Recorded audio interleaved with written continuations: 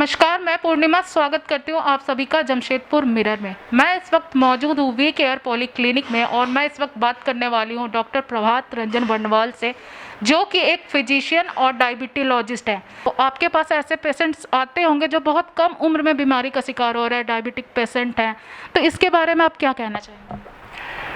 कम उम्र में डायबिटीज़ का होना अभी रिसेंटली ट्रेंड बन गया है। बहुत सारे नए पेशेंट मैंने इसी साल देखे हैं जो कि पहले नहीं देखते था। इतने कम उम्र में डायबिटीज़ होना रेयर था और अभी लास्ट ईयर से इसकी इंसिडेंस काफ़ी ज़्यादा बढ़ गई है, जो मुझे लगता है 2-3 वजह से है। एक तो लाइफस्टाइल चेंज होने की वजह से, दूसरा लॉकडाउन होने के बाद ज़्यादातर लोग घर में बिताते हैं, घर में काम करते हैं, उसकी वजह से सेडेंटरी लाइफस्टाइल बढ़ गया है, और तीसरा कुछ केसेस में, बहुत सारे केसेस में कोविड होने के बाद बहुत सारे लोगों को स्टेरॉइड की ज़रूरत पड़ी है, उसके बाद भी डायबिटीज़ होने का खतरा रहता है।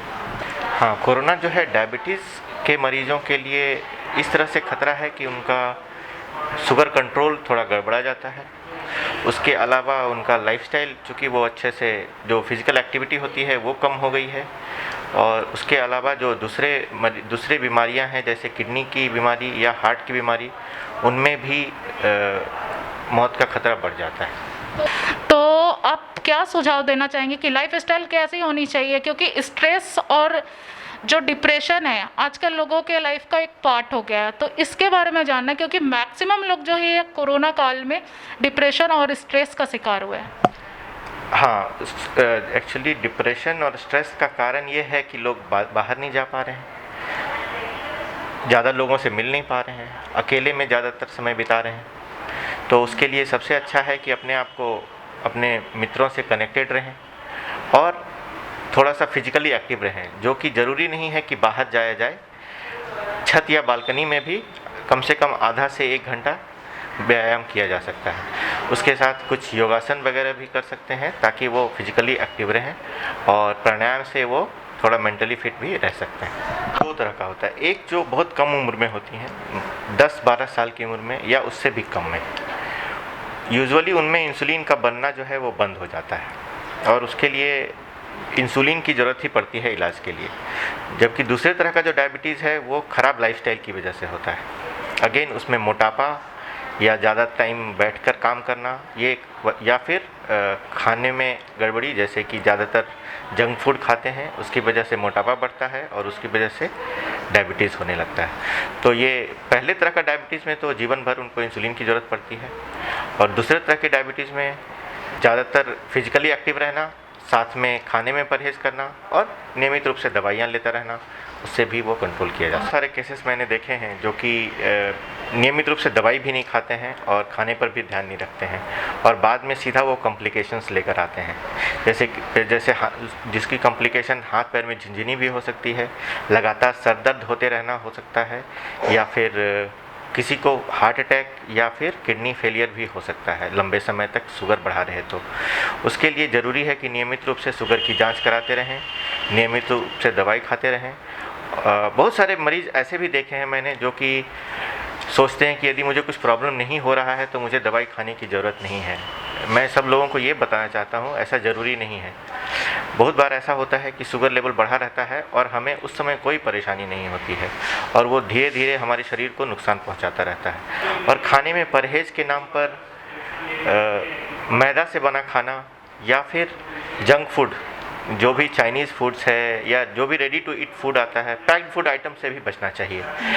लोगों को फ्रेश खाने के प्रति थोड़ा ज़्यादा जागरूक होना चाहिए, जैसे कि स्प्राउट्स ले रहे हैं या फिर फ्रूट्स ले रहे हैं या फिर सलाद ले रहे हैं, उसको प्रचुर मात्रा में उसका फ्रेश फ्रूट लेने से फिजिकली एक्टिव रहने में और जो दिन भर सुस्ती सी रहती है वो भी नहीं रहता है, और शुगर कंट्रोल भी बहुत अच्छा होते हुए देखा है मैंने।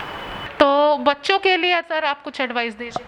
बच्चों के लिए है कि उनको टीवी और मोबाइल से थोड़ा दूर रखना है। अभी चूँकि क्लासेस ज़्यादातर ऑनलाइन होती हैं तो थोड़ा सा ये पेरेंट्स के लिए डिफ़िकल्ट होता है। बहुत सारे पेरेंट्स ऐसे भी आए हैं मेरे पास जो कि ये कंप्लेन करते हैं कि एक बार क्लासेस के लिए मोबाइल देते हैं और वो उसमें गेम खेलने लग जाते हैं, तो इससे थोड़ा सा पेरेंट्स को हैंडल करना होगा। उसके अलावा यदि ज़रूरी नहीं है तो मोबाइल को बच्चों से दूर रखें और बच्चों को आउटडोर गेम्स के लिए प्रेरित करें। ज़्यादातर बच्चे आजकल मोबाइल गेम्स और ऑनलाइन गेम्स में बिजी रहते हैं, जिसकी वजह से ये प्रॉब्लम होती है। अभी मेजर इश्यूज जो हमने अभी रिसेंटली एक घटना देखा सिद्धार्थ शुक्ला का, जो बहुत ही काफ़ी फिट थे और अपना काफ़ी ख्याल रखते थे, लेकिन वो हार्ट अटैक से मतलब उनकी मौत हो जाती है।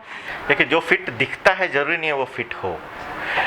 देखिए, उनकी पहले से एक प्री इलनेस कुछ हो ये तो हम नहीं जानते हैं। दूसरा चीज़ है कि ही हैड कोविड, उनको कोविड हुआ था मार्च के महीने में, तो दैट कुड एक कॉम्प्लिकेशंस होता है कोविड के बाद। ज़्यादा एफर्ट लगाने से, ज़्यादा एक्सरसाइज करने से हार्ट अटैक होने का रिस्क रहता है। तो मेरा ये सलाह रहेगा कि कोविड के बाद जब भी लोग फिजिकली एक्टिव होते हैं तो वो अग्रेसिव वर्कआउट नहीं करें, मतलब बहुत ज़्यादा सीवियर कार्डियोवैस्कुलर एक्सरसाइज करने की ज़रूरत नहीं है।